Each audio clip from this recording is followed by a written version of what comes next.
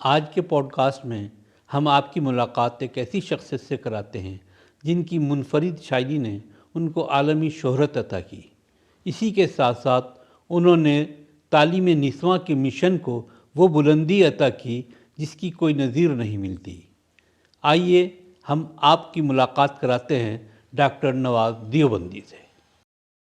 Doctor صاحب، تعلیم نسواں کے ادارے قائم کرنے کا آپ کے ذہن میں خیال کب، کیوں اور کیسے آیا؟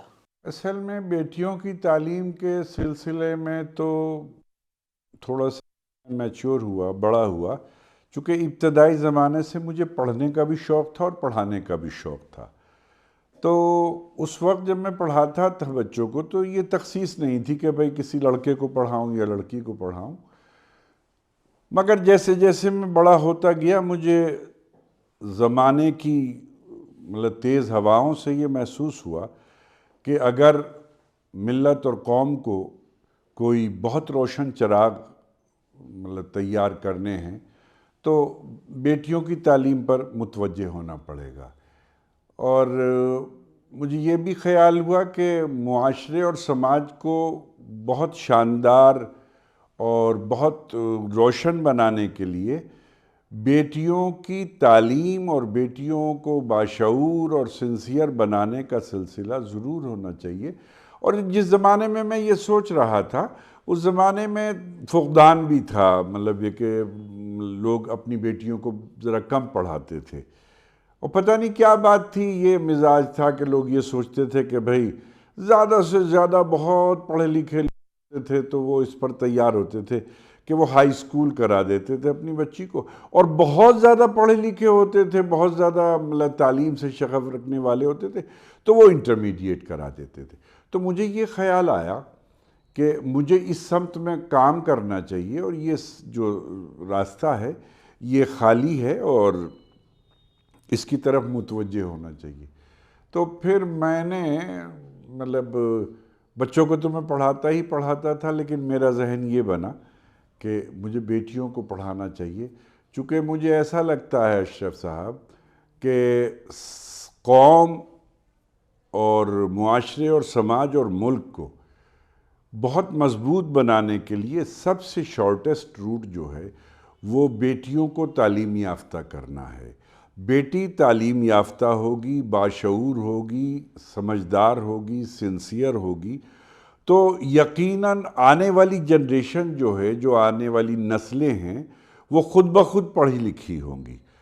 تو مجھے ایسا لگتا ہے، اور اس کا فائدہ بھی ہوا، کہ ایک بیٹی کو پڑھا کر کے ایک بہترین پڑھی لکھی بیٹی بن جاتی ہے، ایک بہترین پڑھی لکھی بہن بن جاتی ہے، ایک بہترین پڑھی لکھی بیوی بن جاتی ہے، ایک بہترین پڑھی لکھی ماں بن جاتی ہے، اور ان رشتوں کو اور آگے بڑھائیں گے تو بہترین ساس بن جاتی ہے، بہترین بہو بن جاتی ہے، بہترین نند بن جاتی ہے، بہترین جیٹھانی بن جاتی ہے۔ اور آپ تصور کر کے دیکھیں کہ جس معاشرے اور سماج میں بیٹی شاندار ہو، بہو شاندار ہو، بہن شاندار ہو، نند شاندار ہو، دیورانی شاندار ہو، جیٹھانی شاندار ہو، ساس شاندار ہو، آپ تصور کر کے دیکھیں کہ میرا خیال سے اسی کا نام جنت ہے، اسی کا نام سورگ ہے۔ اور جس کے گھر میں، جس معاشرے میں، جس سماج میں ایسا ہے تو وہ سماج اور وہ معاشرہ لاجواب ہے، بے مثال ہے، اور ان کے بچوں کا مستقبل روشن ہی نہیں، نہایت تابناک ہے۔ آپ جس معاشرے سے تعلق رکھتے ہیں یقینی طور پر وہ ایک قدامت پرست معاشرہ ہے۔ کس انداز کی دشواریاں آپ کے سامنے پیش آئیں جس وقت آپ نے اس میدان میں قدم رکھا؟ دیکھیے، بہرحال یہ تو آپ صحیح فرما رہے ہیں، لیکن لوگ میرا خیال سے اس ضرورت کو محسوس کرنے لگے تھے۔ حالات اور تجربات کی روشنی نے لوگوں کو اس طرف متوجہ کیا کہ بیٹیوں کو پڑھانا چاہیے۔ حالانکہ ایک نیا نظریہ ابھر کر یہ بھی سامنے آیا تھا کہ لوگ بیٹیوں کو اس لیے پڑھانے لگے کہ خدا نہ خواستہ ان کے سامنے کوئی دشواری آ جائے، اللہ نہ کرے ان کی ازدواجی زندگی میں کوئی ناخوشگوار واقعہ ہو جائے تو وہ کوئی ملازمت کر سکیں، وہ کوئی نوکری کر سکیں، وہ کوئی بزنس کر سکیں، یعنی کہ یہ سوچنے لگے کہ بھئی کچھ کما بھی سکتے ہیں وہ. حالانکہ یہ سوچ میرا خیال سے پازیٹیو سوچ نہیں ہے، یہ نگیٹیو سوچ ہے. ایسا سوچنا میرے خیال سے زیادہ، اور تعلیم کو اس نیت سے دلانا کہ بھئی وہ ملازمت میں، روزگار میں معاون ہوگی، میرے خیال سے بہت اچھی سوچ نہیں ہے، بلکہ یہ چھوٹی سوچ ہے.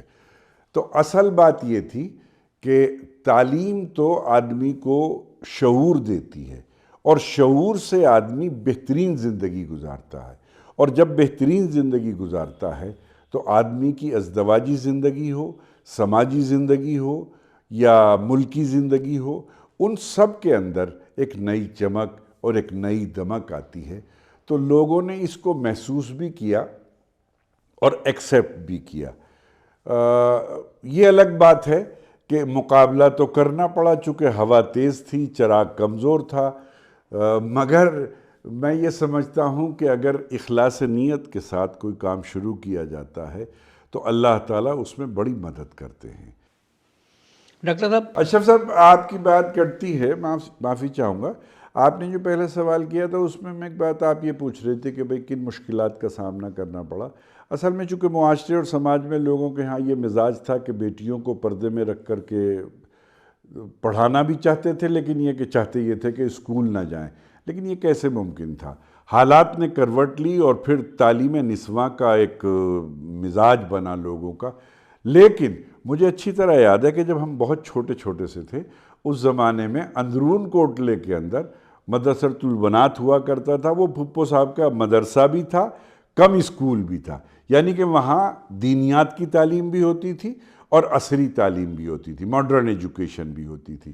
تو وہ جو پھپھو صاحب ہیں وہ گرلز اسکول کی مطلب ہے کہ موجد ہیں یہاں، اور اللہ تعالیٰ ان کے درجات بلند فرمائے. اور پھر اس کے بعد یہ رواج مطلب یہ کہ تھوڑا سا پنپا اور لوگ اپنی بیٹیوں کو پڑھانے کی طرف متوجہ. اسی حوالے سے میں اپنے سوال کو آگے بڑھاتا ہوں. تعلیم نسواں کے سلسلے میں سماج میں کون کون سی ایسی غلط فہمیاں ہیں جن کا ازالہ آج بہت ضروری ہے؟ دیکھیے، عام طور سے تو لوگ یہ سمجھتے ہیں کہ بھائی، لوگ یہ کہتے ہیں کہ کوئی بیٹیوں کو ملازمت تھوڑا ہی کرانی ہے ہمیں. تو میں یہ سمجھتا ہوں کہ یہ نظریہ تو بالکل درست ہے، لیکن اس میں مثبت پہلو کی بڑی کمی ہے. آپ ملازمت کے نظریے سے اپنی بیٹیوں کو بالکل نہ پڑھائیں. بیٹیوں کو کیا، بیٹوں کو نہ پڑھائیں. تعلیم تو برائے تعلیم ہونی چاہیے، تعلیم برائے روزگار نہیں ہونی چاہیے.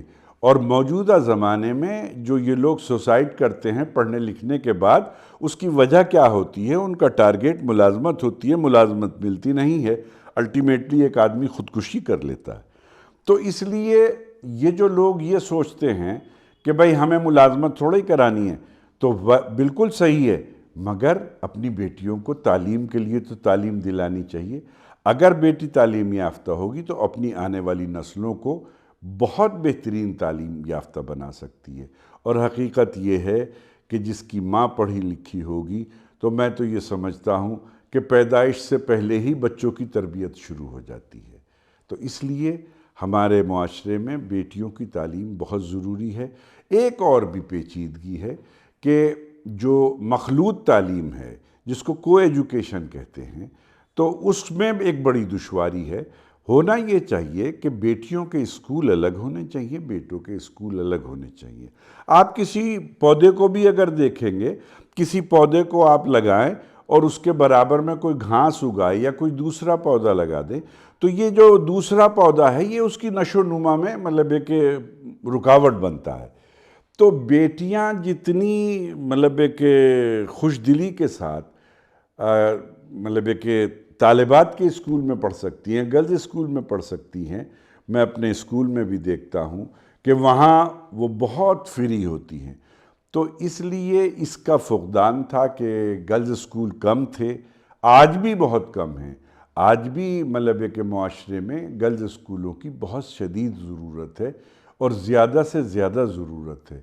تو میں یہ سمجھتا ہوں کہ یہ بیٹیاں اور بیٹے اگر الگ الگ پڑھیں گے تو یہ دونوں پودے بہت پھلے اور پھولیں گے. ڈاکٹر صاحب، تعلیم نسواں اور بچوں کی لڑکوں کی تعلیم میں ایک اگر توازن نہیں ہے سماج میں تو اس کے کچھ سائیڈ ایفیکٹس ہیں، وہ کیا ہو سکتے ہیں؟ دیکھیے خرابیاں تو ہیں اس میں، اور بہرحال اسلام تو بنیادی طور سے 1400 سال پہلے سے اس بات کو کہتا چلا آ رہا ہے کہ جب آپ کے بیٹا اور بیٹی ایک خاص عمر میں آ جائیں تو آپ انہیں ایک بستر پہ نہ لٹایا کریں۔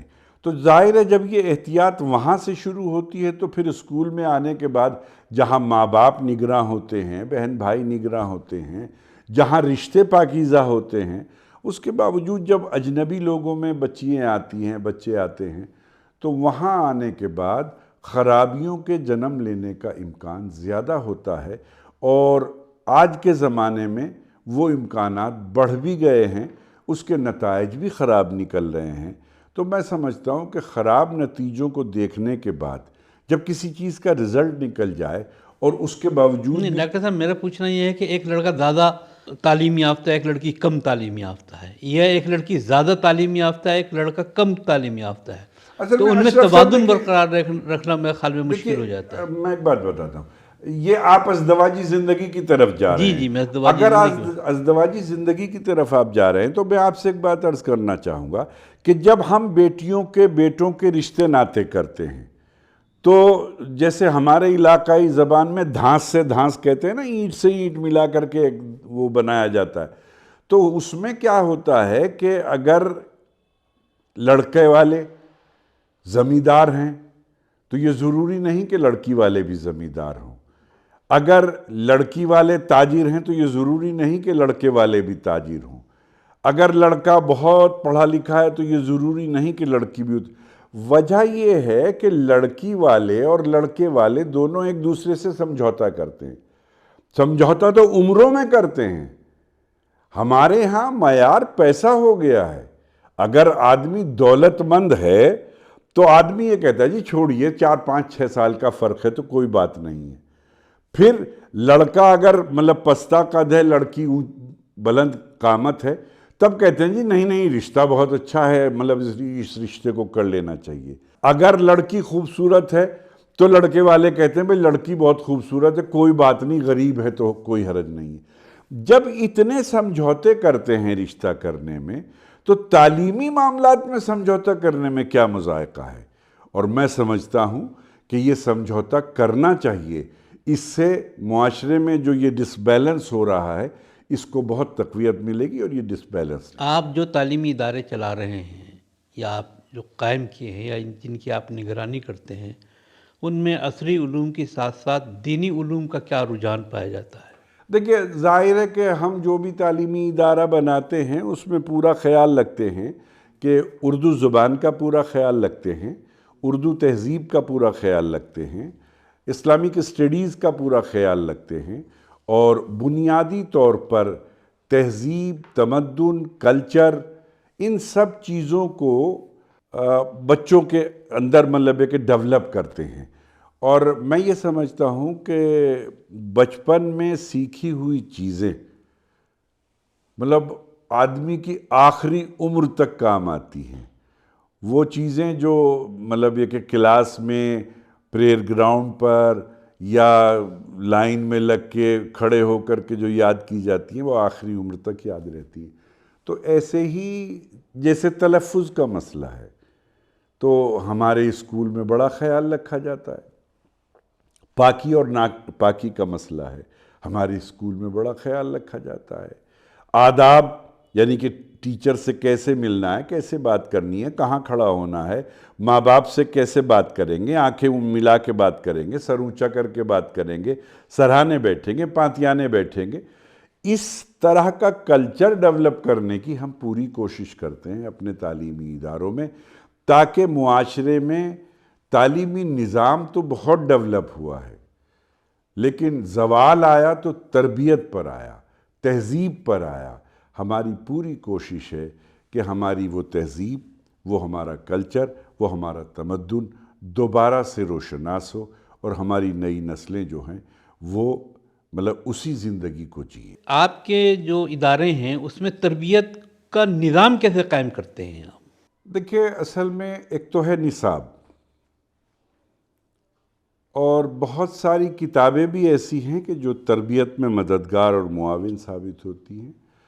دوسری بات یہ ہے کہ ہم ذاتی طور پر بھی اپنے اساتذہ کو ٹرین کرتے ہیں کہ وہ ہمارے بچوں کی ایسی تربیت کریں کہ ہمارے بچے جب گھر جائیں تو ماں باپ کو ایسا لگے کہ کوئی تبدیلی واقع ہوئی ہے، دسترخوان پہ بیٹھیں تو تبدیلی محسوس ہو، نماز کا وقت ہو تب تبدیلی محسوس ہو، کسی مہمان کے آنے پہ تبدیلی محسوس ہو۔ تو ہم اپنے اساتذہ کو باقاعدہ ٹرینڈ کرتے ہیں اور پھر بہت ساری کتابوں کی مدد بھی لیتے ہیں، اور بہت ساری کتابیں ایسی ہیں جو وہ اس میں معاونت کرتی ہیں۔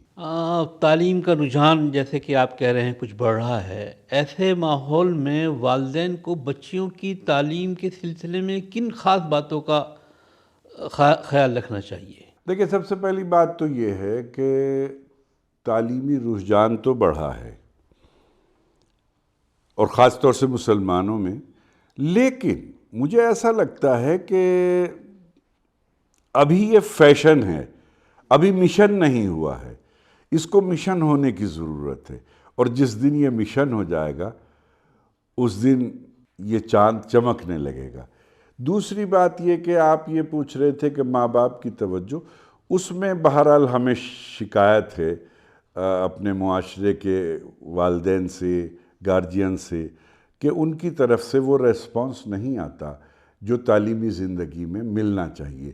وہ یہ سمجھتے ہیں کہ اسکول کا مطلب ہے کہ پہلے دن داخل کرا کے جیسے کہیں بھرتی کرا دیتے ہیں نا، اور آدمی بے فکر ہو جاتا ہے کہ بھائی اب تو ہمیں کچھ دیکھنا ہی نہیں ہے، نہ پی ٹی ایم میں آتے، نہ شکایت پر آتے، نہ کسی اور بات پر آتے، بلکہ جس دن ہم فیس کا تقاضا کرتے ہیں اس دن ناراض ہوتے ہوئے آتے ہیں۔ تو میں اس کو بھی غنیمت سمجھتا ہوں کہ اگر یہ اسکول والوں پر ناراض ہونے لگیں اور اسکول آنے لگیں تو یہ بات بھی بہت غنیمت ہے، چونکہ ہم انہیں بلانا چاہتے ہیں۔ گارجینز اور اسکول یہ ہماری نئی نسلوں کی تعلیمی زندگی کے دو پہیے ہیں۔ یہ دونوں اگر ایک ساتھ چلیں گے تو ہم اپنی نئی نسلوں کو بہت آگے تک بڑھا سکتے ہیں۔ ہم اپنے گارجین سے، پیرنٹ سے یہ توقع کرتے ہیں کہ وہ اسکول کے ساتھ معاونت کریں تو ہمارے بچے زیادہ ترقی کریں گے۔ تنہا ہم ایک پہیے سے گاڑی چلانا بہت مشکل کام ہے۔ تعلیم نسواں کے مشن گزار ہیں آپ، کیا اچیومنٹس ہیں اب تک کے؟ دیکھیے، سب سے اچھی بات تو میں آپ کو یہ بتاتا ہوں کہ دیوبند جیسی جگہ میں جب ہم نے یہ نواز گرلز پبلک اسکول قائم کیا تو یہ C B S E board کا سب سے پہلا مطلب ہے کہ گرلز اسکول تھا علاقے میں، آس پاس کے علاقے میں، اونلی مطلب گرلز اسکول۔ باقی کو ایڈ ہیں جہاں بچیاں پڑھتی ہیں، لیکن یہ ہمارا پیور گرلز اسکول تھا۔ اس وقت ہمیں اساتذہ کو ڈھونڈنے میں بڑی پریشانی ہوتی تھی، اور ہمیں باہر سے مطلب ہائر کرنے پڑتے تھے ٹیچرز کو، جو مہنگے بھی ہوتے تھے، دشوار کن بھی ہوتے تھے۔ صبح سردی میں جلدی آنا مشکل ہوتا تھا، برسات میں آنا مشکل ہوتا تھا، گرمیوں میں آنا مشکل ہوتا تھا۔ تو اس اعتبار سے یہ بہت مشکل تھا، لیکن اب ماشاءاللہ نواز گرلز پبلک اسکول کو قائم ہوئے 2012 میں ہم نے قائم کیا تھا، 13 سال ہوئے ہیں۔ آج الحمدللہ یہ سائیکلنگ یہاں آ گئی ہے کہ میرے اسکول سے پڑھی ہوئی بچیاں گریجویشن اور پوسٹ گریجویشن اور مطلب ہے کہ بی ایڈ ایم ایڈ کر کے علی گڑھ سے لوٹ کے آ رہی ہیں، جامعہ ملیہ سے لوٹ کے آ رہی ہیں، اور دوسری یونیورسٹیز سے لوٹ کے آ رہی ہیں، ہماری مطلب ریجنل یونیورسٹیز سے لوٹ کے آ رہی ہیں۔ تو یہ چھوٹا اچیومنٹ نہیں ہے کہ اب ہمارا انحصار باہر پر نہیں ہے کہ ہم کوئی وہیکل لگائیں اور دوسرے شہروں سے جا کر کے ٹیچرز کو لائیں۔ اور ایک اور بات ہے کہ ہم جو ٹیچرز باہر سے لاتے تھے، ان ٹیچرز میں اور ہمارے اسکول کی جو پروڈکٹ ہے اس میں زمین آسمان کا فرق ہے۔ ہماری بچیوں کا تلفظ بہت درست ہوتا ہے، ہماری بچیوں کے ایٹیکیٹس بہت اچھے ہوتے ہیں۔ ہم جو اپنی بچیوں کو تربیت دے رہے ہیں وہ تربیت لوٹ کر آتی ہے۔ ان کو ہمیں ٹرین کرنا پڑتا تھا، یہ ہماری بچیاں الٹیمیٹلی ٹرینڈ ہیں۔ ڈاکٹر صاحب، قطع کلام، ایک مظفر نگر میں زوال آمادہ اسکول تھا، آپ نے اس کو تعمیر کیا ہے۔ آج اس کی شہرتیں جو ہیں وہ دور دور پھیلی ہوئی ہیں، اس کے بارے میں کچھ بتائیں۔ اصل میں بات وہی ہے کہ وہاں ایک اسکول بالکل مطلب خاتمے کے دہانے پہ تھا، تو وہاں کے لوگوں نے مجھے مجبور کیا، تو وہ میں نے وہاں پھر کچھ کام شروع کیا۔ وہ تقریباً 275 بچیاں پڑھتی تھی، 8 کمرے تھے، تو ایسی صورت میں 2002 میں نے اسے اڈاپٹ کیا تھا۔ لیکن الحمدللہ پھر میں نے محنت کی، اللہ نے مدد کی، اور پھر اس اسکول نے بہت ترقی کی۔ آج 2002 سے 2025 ہے، تو تقریباً 23 سال ہو گئے ہیں شاید تقریباً جی ہاں۔ تو اس 23 سال کی مدت میں سب سے پہلے تو وہ اسکول ڈیولپ کیا میں نے، اور ان 8 کمروں کو 4 منزل کی عمارت میں تبدیل کیا، ایک اسکول کی 4 منزل کی، دوسرے اسکول کی 4 منزل کی عمارت میں۔ اس وقت تقریباً کل ملا کر کے ہمارے پاس 125 کمرے ہیں، یعنی کہ 125 کمرے ہیں۔ تو یہ 8 کمرے 125 کمروں میں تبدیل ہو گئے ہیں۔ پہلے بلڈنگ بہت معمولی سی تھی، الحمدللہ اب ایک دلکش اور بہت شاندار، ایٹریکٹیو اور پرشکوہ عمارت ہے۔ میرا یہاں ایک بات اور بھی کہنا ہے کہ ہونا یہ چاہیے کہ ہمیں اپنے معاشرے میں ایسے اسکول بنانے چاہیے جو ہماری بیٹیوں کو اور ہمارے بیٹوں کو متوجہ کریں، اور ہماری نئی نسلوں کا جی چاہا کرے کہ چلو اسکول چلتے ہیں، گلی محلے کی خراب آب و ہوا کو چھوڑ کر، اپنے پسماندہ گھروں کو چھوڑ کر وہ ان گھروں میں آئیں۔ خیر، تو وہاں میں نے وہ کام شروع کیا تھا، تو ماشاءاللہ اس میں کافی ترقی ہوئی، اور اب وہاں پر 3 جونیئر ہائی اسکول ہم نے بنائے ہیں، اور ایسی بستیوں میں بنائے ہیں جو سلم بستیاں ہیں، جہاں نہایت غریب لوگ رہتے ہیں، جہاں پڑھنے کا اور پڑھانے کا فقدان ہے۔ انتہا کی بات یہ ہے کہ نیازو پورہ ایک جگہ ہے، میں نے وہاں اسکول بنایا مظفر نگر میں، تو آپ حیرت کریں گے کہ داخلے ہی کے لیے کوئی نہیں آیا۔ ہم پورے محلے میں ڈھونڈتے پھرے، پھر ہم نے یہ کیا کہ فیس معاف کی، اس کے باوجود کوئی نہیں آیا۔ پھر ہم نے یہ کیا کہ پھر ہم نے کتابیں فری دی، تب 10-11 بچے آئے۔ پھر ہم نے کورس فری دیا، پھر ہم نے ان کی یونیفارم فری دی، تب ہم پہلے سال میں 97 بچے ڈھونڈ کے لا سکے۔ لیکن میں یہ سمجھتا ہوں کہ دنیا کا کوئی بھی کام اگر آپ کریں گے وہ اسی طرح شروع ہوتا ہے، اور شاید جتنی بھی بلند عمارتیں ہیں ان کا جو پہلا زینہ ہے وہ پہلی سیڑھی سے شروع ہوتا ہے، فرسٹ اسٹیپ سے ہی شروع ہوتا ہے۔ تو جیسے میں آپ سے ذکر کر رہا تھا کہ جو ہم نے سلم ایریاز میں مطلب ڈیفرنٹ پاکٹس میں اسکول بنانا شروع کیے، اور اس اعتبار سے بنائے کہ جن علاقوں میں، جو علاقے ہمارے سے دور تھے، تو وہاں سے بچوں کو آنے میں بھی دشواری ہوتی تھی۔ ہم تو معمولی فیس لیتے ہیں، لیکن رکشہ والا، رکشے والا ان سے اتنی فیس لے لیتا کہ ان کے لیے گراں ہوتی ہے۔ تو ہم نے یہ پلان کیا کہ مختلف علاقوں میں، مختلف پاکٹس میں چھوٹے چھوٹے اسکول بنائے، اور ایک مین اسکول اپنا پھر ایک جگہ پر رکھا، میناکشی کے پاس آریہ سماج روڈ پر، تاکہ یہاں سے بچے 5th کلاس یا 8th کلاس کر کے 6th میں یا 9th کلاس میں یہاں ایڈمیشن لیں۔ تو 3 اسکول ایسے بنائے، 2 انٹر کالج بنائے، ایک انگلش میڈیم، ایک ہندی میڈیم، ایک ڈگری کالج بنایا، ایک نیٹ اور IIT کے لیے کوچنگ سینٹر کھولا۔ ماشاءاللہ وہاں 5000 بچے پڑھتے ہیں، 5000 لڑکیاں پڑھتی ہیں، اور دیوبند میں 2000 بچیاں پڑھتی ہیں۔ تو یہ تعداد یہ بتاتی ہے کہ لوگوں کا رجحان بڑا ہے، اور بیٹیوں نے پڑھنے کی طرف متوجہ ہونا شروع کیا ہے۔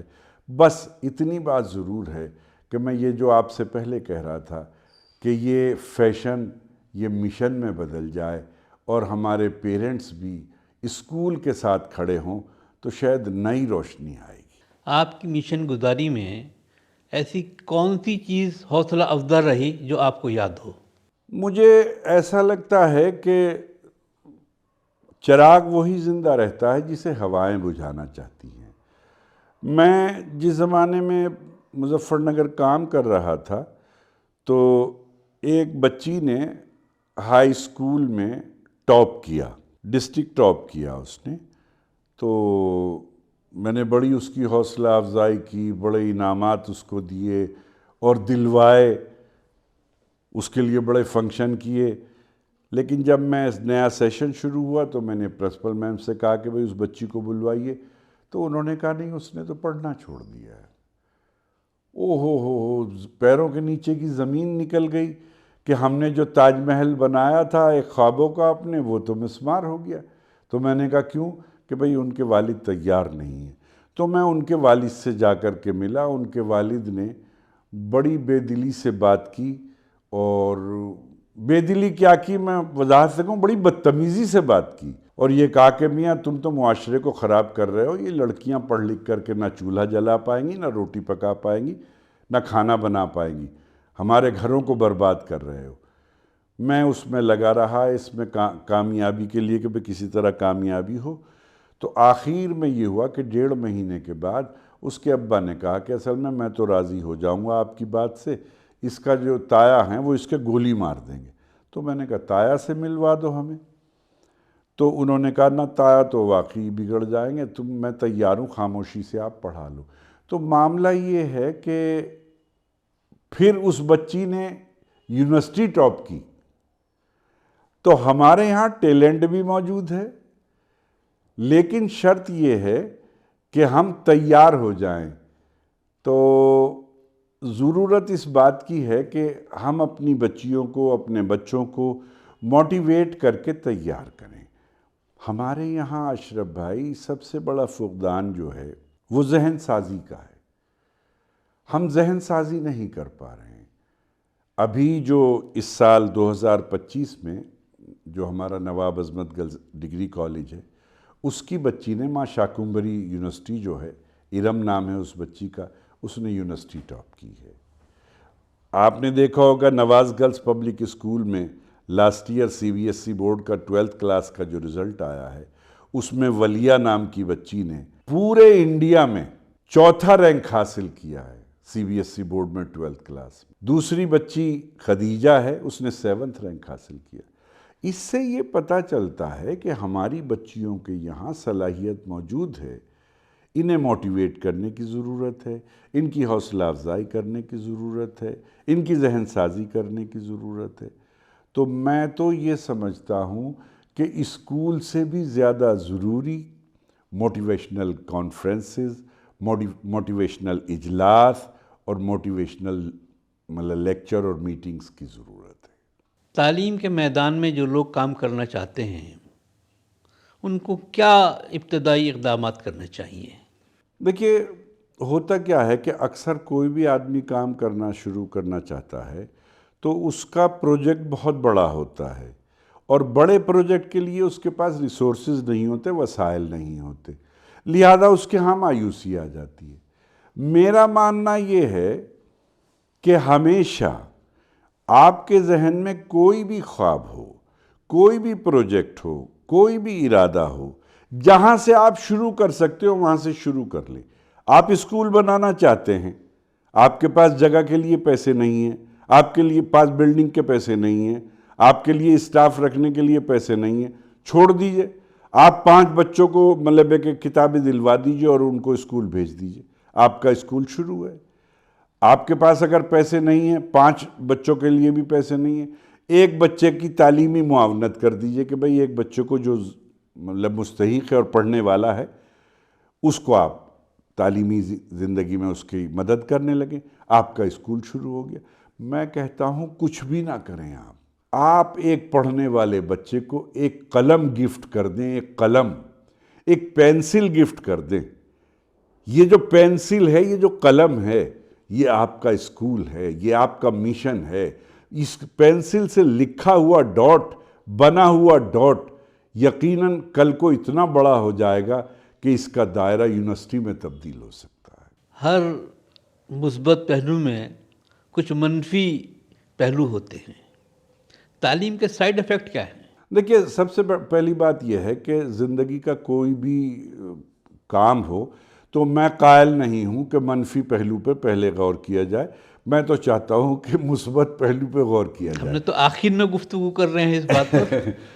اصل میں ایک بات اور ہے، کام کرنے والے لوگ، بڑی بد نصیبی ہے کہ جو لوگ کام کرنا چاہتے ہیں وہ مشورہ بھی ان لوگوں سے کرتے ہیں جن کے ہاں تھکان ہوتی ہے، جن کے ہاں اداسی ہوتی ہے، جن کے ہاں نگیٹو مطلب کہ اپروچ ہوتی ہے، اور ان کی ہمتیں ٹوٹ جاتی ہیں، اور آدمی پہلے کہتا ہے ارے بھائی اشرف صاحب کہاں اسکول بناؤ گے، 12 بیگھے زمین چاہیے، بلڈنگ بنانے کے آج کل بڑی مہنگی بلڈنگ ہو گئی ہے، تو پہلے ہی آدمی دم توڑ دیتا ہے۔ آپ جس مشن سے اس وقت وابستہ ہیں، اس کے مستقبل کو کس انداز میں ڈیولپ کرنا چاہتے ہیں، اور اس کی آخری صورت کیا آپ کی نظر میں ہے؟ اکثر لوگ میرے سے یہ توقع کرتے ہیں کہ میں نے 10+2 بنایا ہے، ڈگری کالج بنایا ہے، تو اب لوگ یہ چاہتے ہیں کہ میں یونیورسٹی بناؤں۔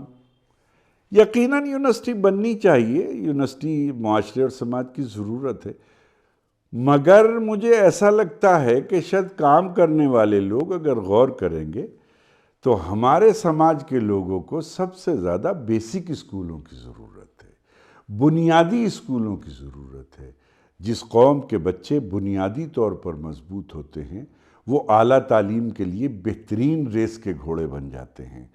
پیر مضبوط ہونا شرط ہے، ریس جیتنے کے لیے وہی تیار ہوتے ہیں جن کے پاؤں مضبوط ہوتے ہیں۔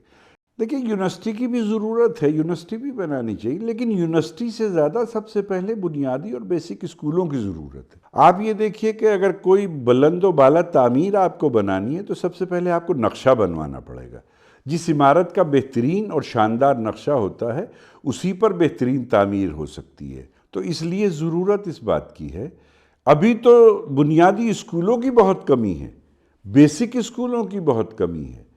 ہم جس قصبے میں رہتے ہیں چھوٹا سا قصبہ ہے، یہاں بے انتہا ضرورت ہے، اور میں تو خاص طور پہ دیکھتا ہوں کہ لڑکیوں کے جو تعلیمی اسکول ہیں ان کی بہت ضرورت ہے، بڑے بڑے شہروں میں بھی، چھوٹے چھوٹے قصبات میں بھی، دیہات میں بھی۔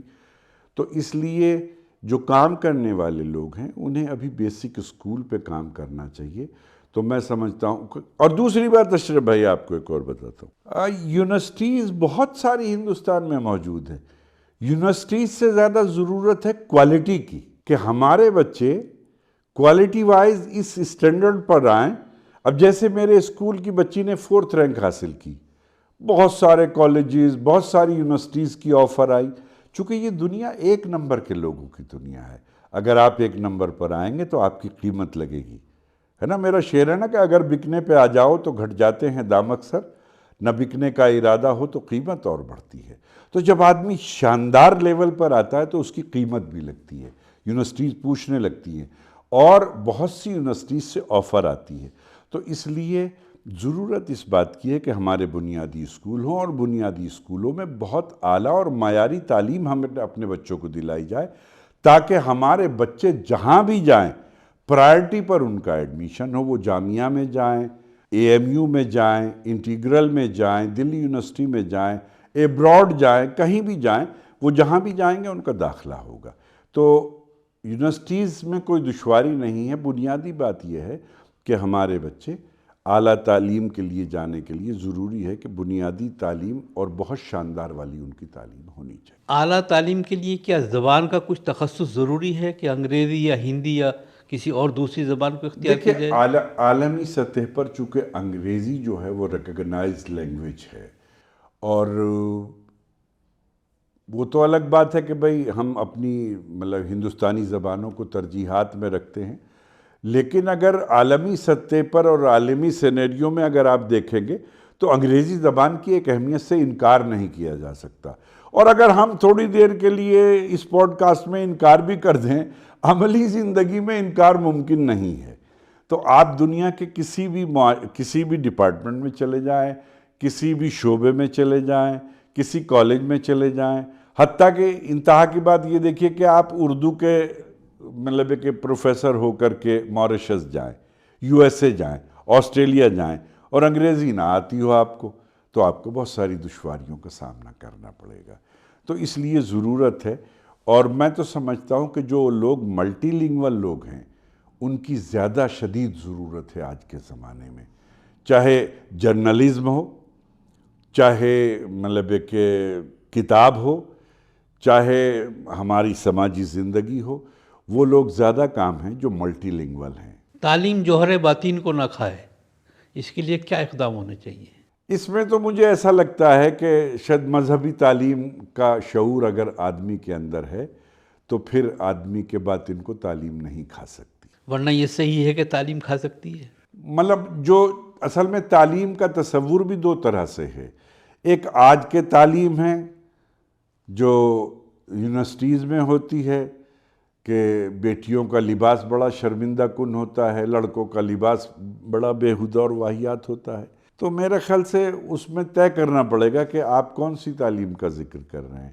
حالانکہ تعلیم تو تعلیم ہوتی ہے، لیکن آج کے معاشرے میں، آج کے سماج میں، آج کے فیشنیبل زمانے میں اس کی روایتیں بدل رہی ہیں، اس کا انداز بدل رہا ہے، تو اس لیے مجھے ایسا ڈاکٹر صاحب آپ یہ نہیں سمجھ رہے کہ تعلیم کا جیسے جیسے رجحان بڑھ رہا ہے ایسے ایسے معلومات کو تعلیم سمجھ لیا گیا؟ ہاں، بہرحال یہ ایک رجحان تو ہے کہ بھئی جو لوگ معلوماتی اعتبار سے اپنے آپ کو ہنرمند سمجھ کے، خاص طور سے پھر لوگ سوشل میڈیا میں ڈھونڈ رہے ہیں، اس کو گوگل پہ ڈھونڈ رہے ہیں، سرچ کر رہے ہیں۔ حالانکہ میرے خیال سے علم تو کتاب سے ہی آئے گا، اور کتاب اتنی جلدی مرے گی بھی نہیں۔ لوگوں کی لائبریریز تو مطلب خالی دکھائی دینے لگی ہیں اب، لیکن میرا خیال سے کتاب مرتی دکھائی نہیں دیتی مجھے۔ نہیں ڈاکٹر صاحب، کتاب تو من نہیں رہی ہے، لیکن جو ایک ظاہری کتاب ہوتی تھی جس کا ظاہری وجود ہوتا تھا وہ ای بکس میں چینج ہونے لگی ہے۔ ای بک میں اور کتاب میں کیا فرق سمجھتے ہیں آپ؟ بہرحال دیکھیے، چونکہ ای بک میں جو ایک تو تنوع نہیں ہے، ایک حساسیت نہیں ہے، اور دو چیزیں مطلب یہ کہ کسی بھی چیز کو مردہ بناتی ہیں۔ تو زندہ چیز اگر کوئی ہے تو اس میں مطلب حساسیت بھی ہوگی اور تنوع بھی ہوگی۔ مطلب آپ یہ فرمانا چاہتے ہیں کہ گھر میں ایک لائبریری ہونا بھی ضروری ہے؟ بے شک۔ اور جن لوگوں کے گھروں میں لائبریری ہوا کرتی تھی، ان کے گھروں میں اگر آپ جا کر کے پانی بھی مانگیں گے تو بچے اس ہاتھ پہ گلاس لگ کے دوسرے ہاتھ سے گلاس پیش کرتے ہیں۔ تو یہ چھوٹی چھوٹی چیزیں آسان بات نہیں ہیں۔ جن گھروں میں لائبریری ہوا کرتی تھی ان کے بچے آج بھی اپنے بڑوں کے سرہانے نہیں بیٹھتے، پاتیانے بیٹھتے ہیں۔ آج کے طالبات کو کیا پیغام دینا چاہیں گے؟ میں یہ مانتا ہوں کہ تعلیم کے ساتھ ساتھ ہماری طالبات کو اپنے ماں باپ اور اپنے ٹیچرز کو فالو کرنا چاہیے۔ یہ دونوں لوگ بھیگی ہوئی برسات میں وہ چھاتے ہیں جو آپ کو بارش سے بھی بچاتے ہیں، ژالہ باری سے بھی بچاتے ہیں، اور آپ کی بڑی مدد کرتے ہیں۔ ان کو فالو کرنا چاہیے۔ اگر انہیں فالو کریں گے تو میں سمجھتا ہوں کہ ہماری بیٹیاں زیادہ محفوظ رہیں گی، زیادہ اچھی ہوں گی، اور ایک اچھی اور سچی بیٹی وہی ہو سکتی ہے جو اپنی باپ کا نور نظر ہو، اپنی ماں کے دل کی ٹھنڈک ہو، اپنے اساتذہ کی فرما بردار ہو۔ سماج کا جو ذمہ دار طبقہ ہے اس کے لیے کوئی پیغام؟ میں سماج کے ذمہ دار طبقے سے یہی کہنا چاہوں گا کہ میں تو سب سے یہ کہتا ہوں کہ اگر قدرت نے آپ کو وسائل اور ریسورسز دیے ہیں تو آپ اپنی اگر کوٹھی بنا رہے ہیں تو ایک چھوٹا سا اسکول ضرور بنائیے، چھوٹا سا اسکول ضرور بنائیے، تاکہ جب اللہ رب العزت آپ سے سوال کرے کہ ہم نے آپ کو دولت دی تھی، بنگلے دیے تھے، تو آپ نے… میں یہاں ایک بات اور کہنا چاہتا ہوں، میں تو اکثر اپنی گفتگو میں مطلب کہ مشاعروں میں یہ بات کہتا ہوں کہ معاشرے اور سماج کے لوگوں کو،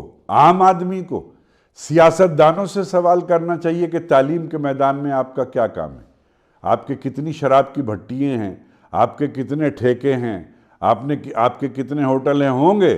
آپ ہمیں صرف یہ بتائیں کہ آپ نے ہمارے معاشرے کی تعلیم کے لیے کیا نظام بنایا ہے؟ کوئی اسکول کھولا، کوئی بیسک اسکول کھولا، کوئی انٹر کالج کھولا، کوئی ڈگری کالج کھولا، کوئی مدرسہ کھولا، کوئی نائٹ اسکول کھولا؟ یہ سوال اگر عوام الناس مطلب ان سیاسی لوگوں سے کرنے لگے جو مطلب الیکشن کے زمانے میں پوری کی پوری شراب کی بھٹیاں خرید لیتے ہیں، بڑے بڑے اخراجات کرتے ہیں، 200-300 گاڑیاں مطلب ہے کہ جن کی چلتی ہیں، تو اگر ایک اسکول بنا کے یہ مطالبہ کریں کہ ہمارے پاس شراب کی بھٹی تو نہیں ہے لیکن ہم نے آپ کے بچوں کے لیے ایک تعلیمی اسکول بنایا ہے، اگر عوام یہ مطالبہ ان سے کرنے لگیں گے تو آج نہیں تو کل، کل نہیں تو پرسوں ضرور لوگ سوچنا شروع کریں گے کہ لوگ جب بھی ان سے ملاقات ہوتی ہے سوال کرتے ہیں، لہذا چلو کوئی اسکول بناتے ہیں۔ ڈاکٹر صاحب، تعلیمی مشن میں آپ کے مستقبل میں اور کیا منصوبے ہیں؟ دیکھیے، اصل تو میرا جو منصوبہ ہے، جو میرا پلان ہے، وہ تو تعلیم نسواں ہی ہے، اور اب اس میں مزہ بھی آنے لگا ہے اور انہماک بھی پیدا ہو گیا ہے، بلکہ اب تو میں کچھ بھی کرنے جاتا ہوں تو مطلب پتہ نہیں کیوں قدرتی طور پر وہ بچیوں کے لیے ہو جاتا ہے، حالانکہ میرے شہر کے لوگ یا جہاں جہاں میرے اسکول ہیں وہاں یہ تقاضا ہے کہ مجھے بچوں کے لیے بھی کام کرنا چاہیے، اور میں سمجھتا ہوں یہ مطالبہ جائز بھی ہے، تو میں اس پر بھی بھرپور طریقے پہ غور کر رہا ہوں، اور انشاءاللہ عنقریب کوئی ایسا نظام ضرور بناؤں گا کہ جو بچوں کے مستقبل کے لیے اور تعلیمی زندگی کے لیے بہتر ہو سکے۔ اللہ تعالیٰ آپ کو کامیابی عطا فرمائے۔ ڈاکٹر صاحب، آپ ایک بین الاقوامی شاعر ہیں اور آج تعلیمی سلسلے میں آپ سے گفتگو ہو رہی ہے، بڑی مبارک سی گفتگو آپ نے فرمائی۔ ہم چاہتے ہیں کہ ہمارے سامعین کے لیے کچھ اپنا کلام پیش کر دیں آپ، تو عنایت ہو جائے گی۔ بس شکریہ، بہرحال چونکہ گفتگو کا نہج تو بیٹیوں کی تعلیم ہی رہا، اور شکریہ آپ نے اس موضوع پر گفتگو کی، اور ماڈرن ویژن نے یہ موقع دیا ہمیں کہ ہم اس موضوع پر کوئی گفتگو کر سکیں، ہم ان کے بھی شکر گزار ہیں۔ اس پر میں پہلے آپ کو ایک شعر سنا دوں، اور میرا خیال سے وہ شعر میرا مقبول بھی بہت ہوا اور شاید پورے مشن کو سمیٹتا ہے۔ وہ ارشاد ارشاد۔ میرا شعر ہے کہ ایک آنکھوں کے پاس ہے، ایک آنکھوں کے پاس ہے، ایک آنکھوں سے دور، ایک آنکھوں کے پاس ہے، ایک آنکھوں سے دور، بیٹا ہیرا ہوتا ہے اور بیٹی کوہ نور۔ واہ، بہت خوب۔ تو ظاہر ہے کہ یہ حقیر فقیر آدمی کوہ نور بنانے میں لگا ہوا ہے، اللہ اس میں کامیابی عطا فرمائے۔